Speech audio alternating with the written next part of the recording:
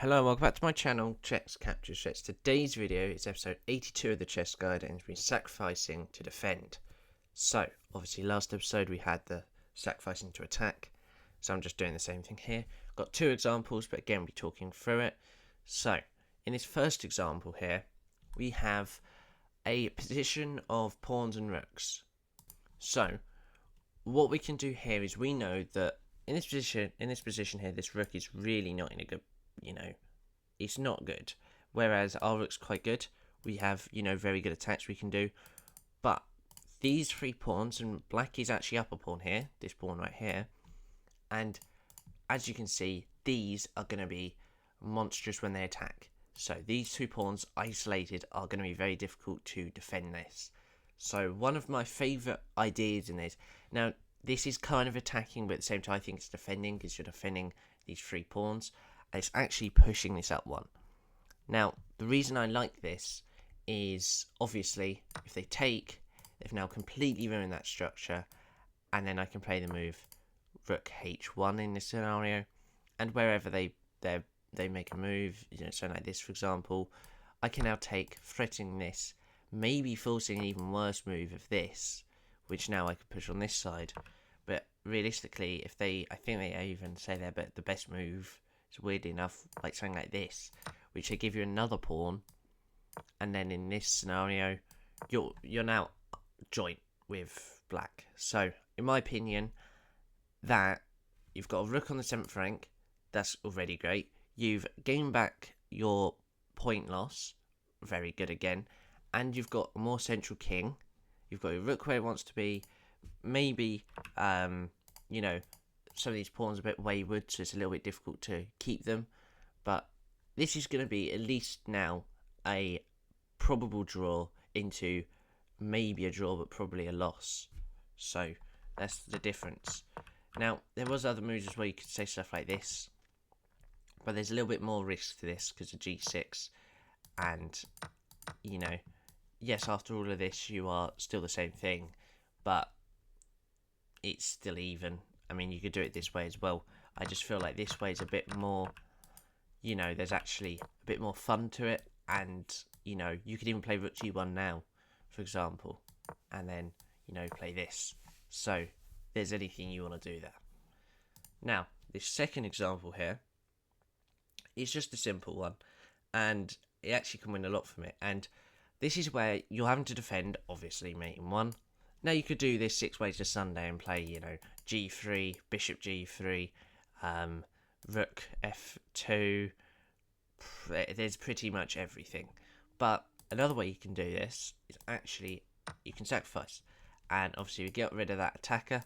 And after they take, you could, for example, maybe win a piece that's defending something else here. And even if these two, even if I couldn't take this in this position, I still think white is actually very strong now. The likes of having to push, maybe get the knight back. Even after this, we could just go back to this scenario here. We're now definitely winning as black, and that's because we used our defensive pieces to sacrifice an attacking piece to then create an attack of our own. So it's very easy there, just to see some simple things like that. That's a free, maybe, it's about 2-move tactic there. It's nothing too, hard to find, so hopefully you'd be able to find something like that. But that's really the examples. Now I'm just going to talk.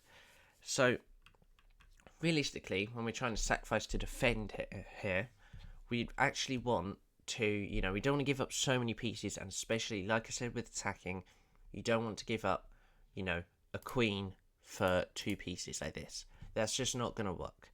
So, maybe a queen for a rook and a piece, that's okay. That's reasonable. Definitely something with like a rook and a knight, a rook and a bishop, something like that.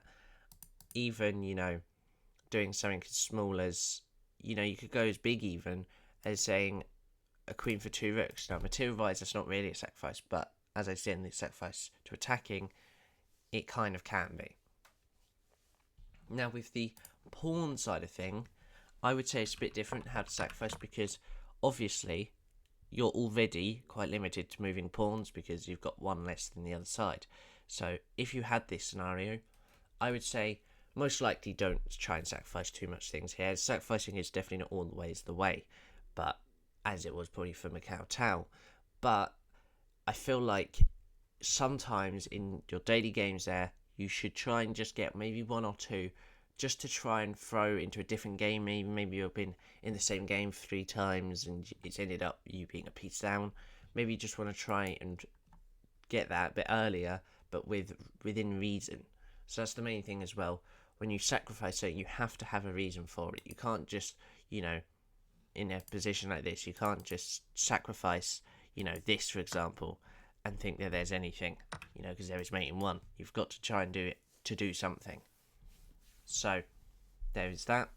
And I would just say, think before you do the sacrifice as well.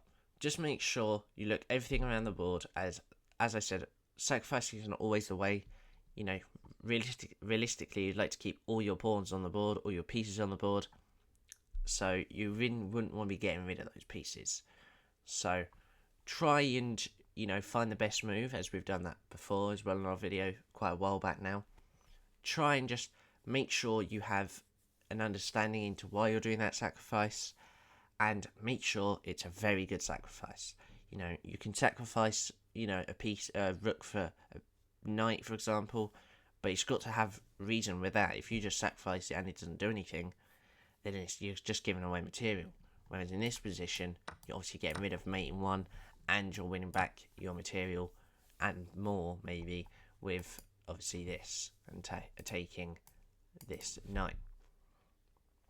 So that is going to be it for today's video. That was sacrificing to defend. So hopefully you enjoyed that. I've been getting as many videos out and it's been quite fun. So I think we've got an example game for the next one of these. So thank you and bye bye.